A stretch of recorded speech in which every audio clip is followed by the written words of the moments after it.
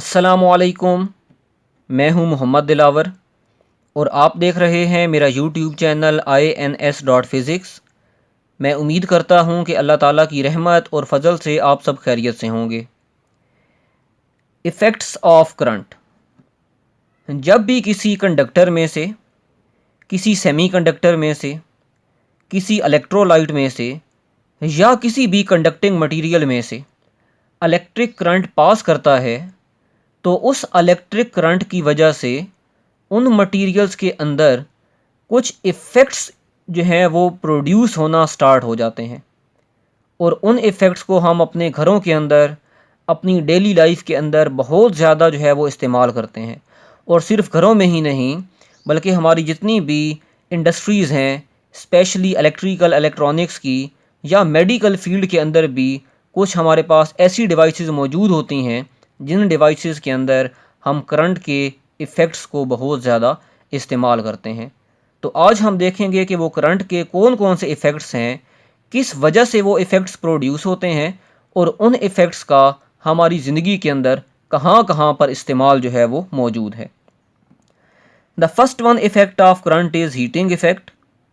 Second effect of current is magnetic effect and the third effect of current is chemical effect.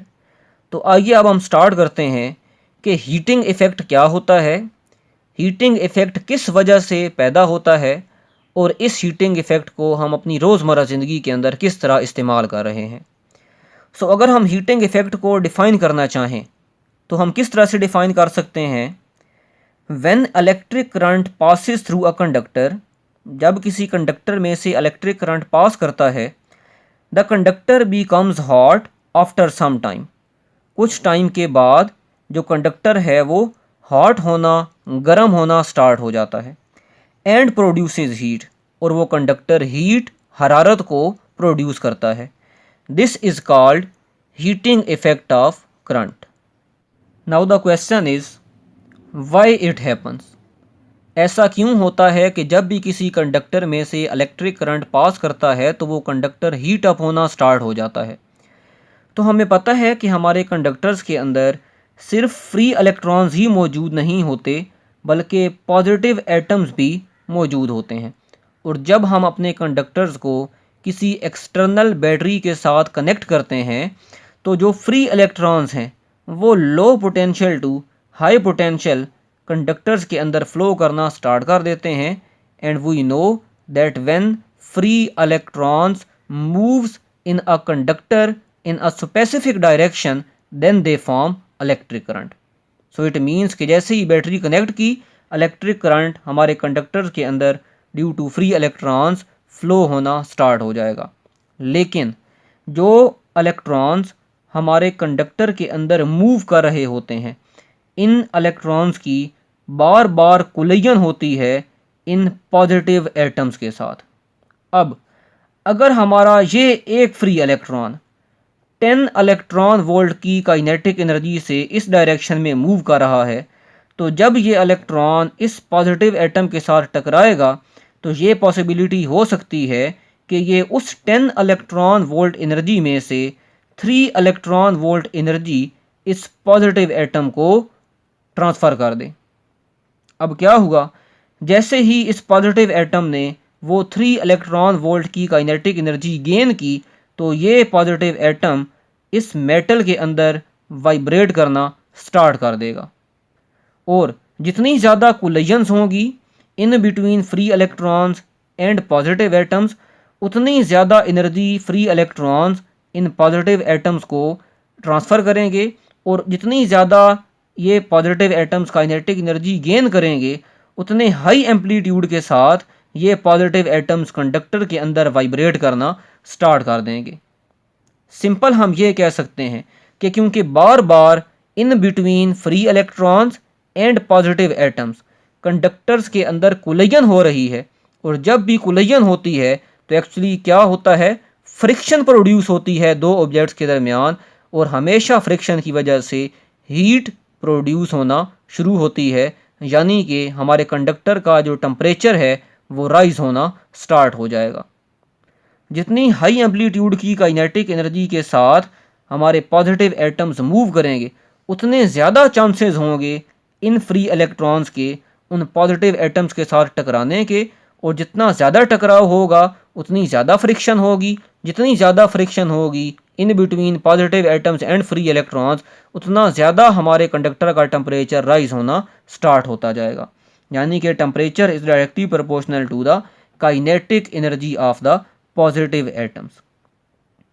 इन तमाम बातों को हम points की form में इस तरह से बता सकते हैं कि electrons collide with atoms of the metal, free electrons transfer some of their kinetic energy to these positive atoms, therefore kinetic energy of the vibrations of atoms increases. This is the vibration of positive atoms, and due to this vibration of positive atoms the chances of collision with free electrons will also increase, therefore heat will generate in the conductor.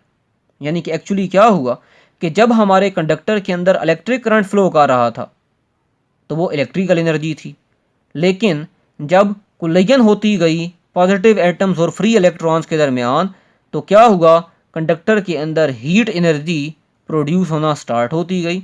तो हम ये कह सकते हैं कि actually जो electrical energy है वही हमारी हीट एनर्जी के अंदर कन्वर्ट हो रही है। और याद रखिएगा कि जितना ज़्यादा हमारे कंडक्टर की रेजिस्टेंस होगी उतनी ज़्यादा हमारे कंडक्टर्स के अंदर जो हीट है वो प्रोड्यूस होगी। इसलिए जो हमारे पास इलेक्ट्रिक हीटर्स होते हैं उन हीटर्स की जो वायर्स होती हैं वो एक ऐसे मटेरियल से बनाई जाती हैं जिस मटेरियल की जो रेजिस्टेंस है वो बहुत बहुत ज़्यादा हो। जितनी ज़्यादा रेजिस्टेंस होगी उतने ज़्यादा इलेक्ट्रॉन्स को आगे मूव करने में मुश्किल होगी। जितनी ज़्यादा आगे मूव करने में मुश्किल होगी तो सारी की सारी जो इलेक्ट्रिकल एनर्जी है, जो करंट है, वो हमारा हीट एनर्जी के अंदर डेसिपेट होना शुरू होता जाएगा। यहीं से हम डिफाइन कर सकते हैं जूल्स फर्स्ट लॉ को। What is Joule's first law? Joule's first law is a physical law expressing the relation between heat H generated and current flowing through a conductor. Joule's first law actually हमें relation बताता है जो conductor में heat produce होती है और किस वजह से प्रोड्यूस होती है, करंट फ्लो करने की वजह से, इन दो चीज़ों के दरमियान। अब अगर हम हीट एनर्जी को कैलकुलेट करना चाहें तो हम कर सकते हैं। हमें पता है कि एनर्जी बराबर होती है Q इंटू डेल वी के। हम इलेक्ट्रॉन वोल्ट वाले टॉपिक में ये डिस्कस कर चुके हैं। और अगर हमारी एनर्जी हीट एनर्जी हो, यानी कि सारी की सारी इलेक्ट्रिकल एनर्जी हीट एनर्जी में कन्वर्ट हो जाए, तो हम एनर्जी को यहाँ पर हीट एनर्जी से रिप्लेस कर देंगे। और Q किसकी इक्वल होगा? करंट इनटू टाइम के। क्यों? क्योंकि करंट किसकी इक्वल होता है? चार्जेस डिवाइडेड बाय टाइम के। और डेल वी क्या है हमारे पास? पोटेंशियल डिफरेंस, यानी कि कितने वोल्ट की बैटरी हमने इस कंडक्टर के साथ अटैच की हुई है। And according to Ohm's law that is equal to IR। So हमारे पास हीट एनर्जी का फार्मूला आ गया I²RT। अब ये देखें, इस रिलेशन से हमें पता चल रहा है कि जितना ज़्यादा करंट फ्लो करेगा उतनी ज़्यादा कंडक्टर में हीट होगी।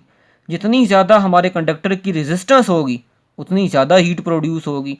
और जितने ज़्यादा टाइम के लिए कंडक्टर के अंदर करंट फ्लो करता रहेगा उतनी ज़्यादा हमारे कंडक्टर के अंदर हीट प्रोड्यूस होती रहेगी। And that is the equation of Joule's first law. या इसी को हम एक और फॉर्म में भी लिख सकते हैं। According to Ohm's law current बराबर होता है V डिवाइडेड बाय R के। सो जब ये वैल्यूज़ पुट करेंगे और इसको सॉल्व करेंगे तो R इस R² से कैंसिल हो जाएगा। तो हमारे पास हीट बराबर आ जाएगी V² divided by R into T। अब इस हीटिंग इफ़ेक्ट के बहुत ज़्यादा एप्लीकेशंस हैं।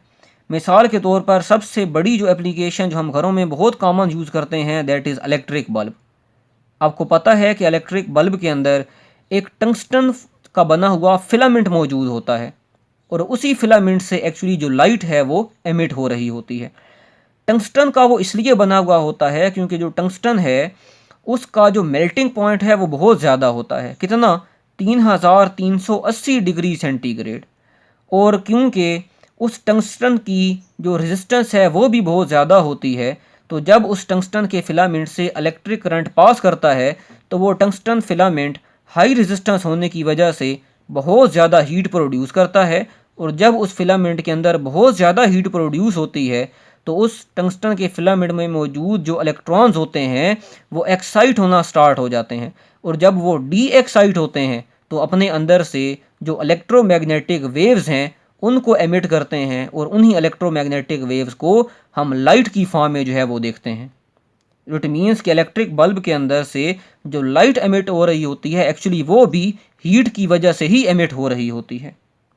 इसी तरह से इलेक्ट्रिक हीटर्स हैं, उनके अंदर हम हीटिंग इफेक्ट को इस्तेमाल करते हैं।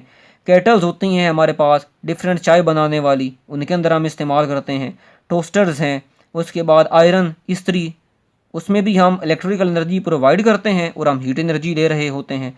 इलेक्ट्रिक ओवंस हैं, इसी तरह से फ्यूज़ है हमारे पास। तो ये बहुत सारी ऐसी एप्लीकेशंस हैं जिनके अंदर हम हीटिंग इफ़ेक्ट ऑफ करंट को इस्तेमाल कर रहे होते हैं। Magnetic effect, magnetic effect of current को हम आने वाले चैप्टर्स में डिटेल में डिस्कस करेंगे, लेकिन यहाँ पर हम जस्ट यही देखेंगे कि जब भी किसी कंडक्टर में से इलेक्ट्रिक करंट पास करता है, मिसाल के तौर पर ये मेरे पास एक कंडक्टर है और इस कंडक्टर में से ये करंट पास कर रहा है। अगर मैं इस कंडक्टर के करीब किसी भी आयरन पीसेस को लेकर आऊँगा तो हम क्या नोट डाउन करते हैं कि ये आयरन के जो पीसेस हैं ये इस कंडक्टर के साथ स्टिक होना स्टार्ट हो जाते हैं। यानी कि जिस तरह से हम आयरन के बने हुए पीसेस को एक मैग्नेट, एक मकनातीस के करीब लेकर जाते हैं तो वो सारे के सारे आयरन के पीसेस उस मैग्नेट के साथ चिमट जाते हैं। बिल्कुल इसी तरह से जब इस कंडक्टर में से करंट फ्लो करता है तो ये कंडक्टर भी एक मैग्नेट की तरह बिहेव करना स्टार्ट कर देता है और ये आयरन के पीसेस इस कंडक्टर के साथ स्टिक होना स्टार्ट हो जाते हैं। यानी कि जिस तरह से हमारे एक मैग्नेट के इर्द गिर्द मैग्नेटिक फील्ड होती है, बिल्कुल इसी तरह से जब एक कंडक्टर में से करंट पास करता है तो उस कंडक्टर के इर्द गिर्द भी मैग्नेटिक फील्ड जो है वो बनना शुरू हो जाती है।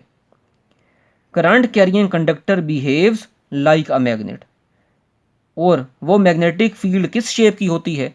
अगर तो एक बिल्कुल सीधा करंट कैरिंग कंडक्टर है तो हमारे कंडक्टर के इर्द गिर्द जो मैग्नेटिक फील्ड बनती है that is in the form of concentric circles. ऐसे सर्कल्स जिनका सिर्फ और सिर्फ एक ही सेंटर हो उनको हम कहते हैं कॉन्सेंट्रिक सर्कल्स।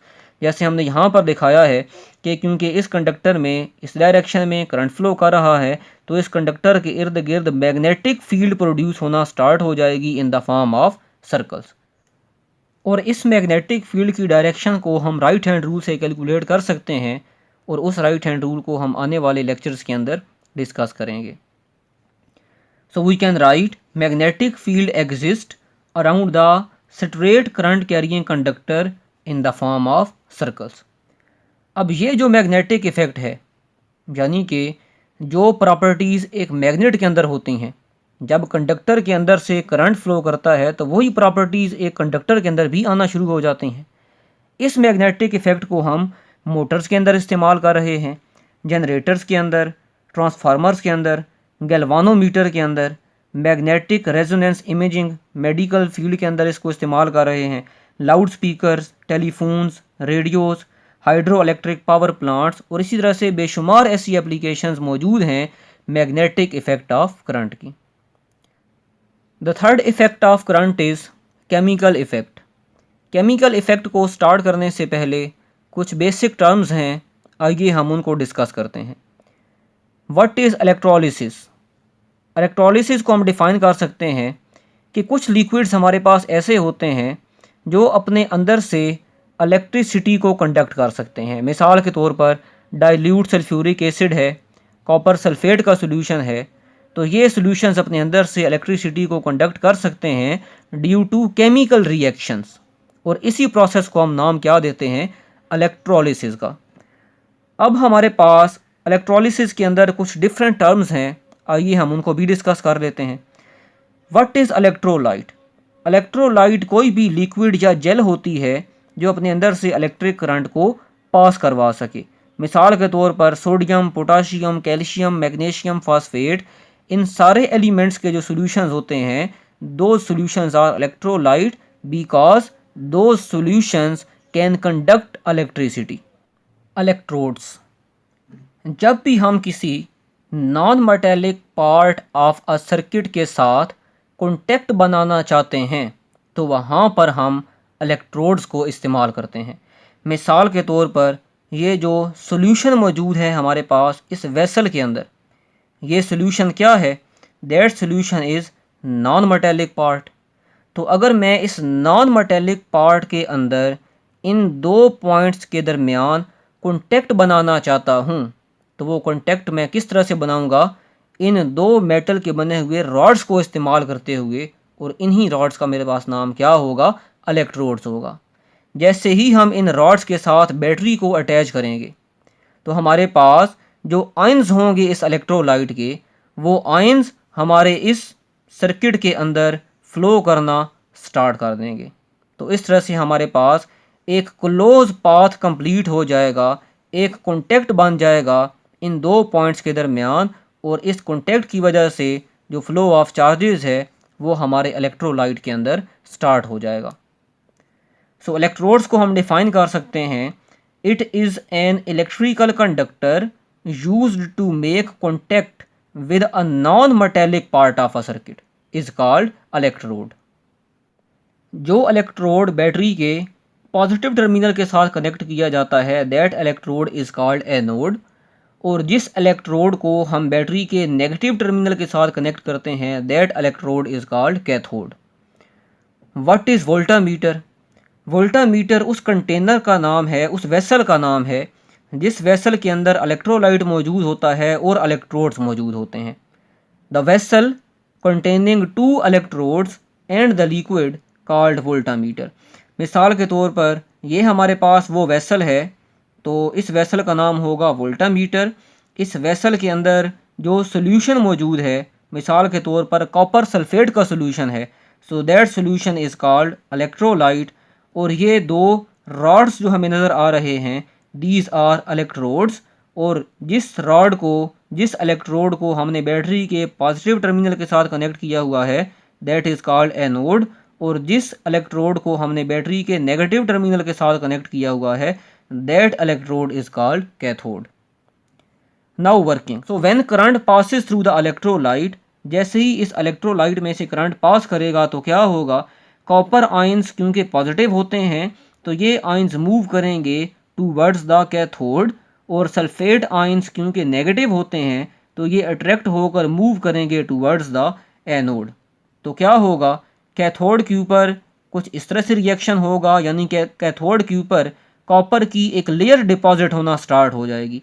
एनोड के ऊपर कुछ इस तरह से जो है वो रिएक्शन होगा, यानी कि जितनी अमाउंट ऑफ कॉपर हमारे कैथोड के ऊपर डिपॉजिट होगी उतने ही अमाउंट का जो कॉपर है वो हमारे एनोड के ऊपर क्या हो जाएगा? डिज़ोल्व हो जाएगा। क्यों डिज़ोल्व होगा? क्योंकि हमारे पास जो कॉपर सल्फेट का सोल्यूशन है उसकी डेंसिटी क्या रहनी है? वो तो कांस्टेंट ही रहनी है। तो इसीलिए copper is deposited on cathode, at the same time an equal amount of copper is dissolved into solution from anode to keep the density of copper sulfate constant। और ये कॉपर की जो लेयर, जो तय हमारे कैथोड के ऊपर जम रही है, डिपॉजिट हो रही है, that process is called electroplating, जिसको हम उर्दू में धातकारी का नाम देते हैं। What is electroplating? Electroplating is a process in which a thin layer of expensive metal is deposited on cheap metal. Electroplating एक ऐसा तरीकाकार है जिसके अंदर एक थिन लेयर चढ़ाई जाती है एक्सपेंसिव मेटल्स की। किन के ऊपर? चीप मेटल्स के ऊपर। अब इलेक्ट्रोप्लेटिंग अगर एमसीक्यूज़ में पूछ लेते हैं कि इलेक्ट्रोप्लेटिंग के अंदर हम करंट का कौन सा इफेक्ट यूज़ करते हैं, तो याद रखिएगा कि in electroplating we use the chemical effect of current. So I hope so कि आपको effects of current easily understand हो चुके होंगे। मिलते हैं एक नेक्स्ट लेक्चर में एक नेक्स्ट वीडियो के साथ। तब तक के लिए अल्लाह हाफिज़।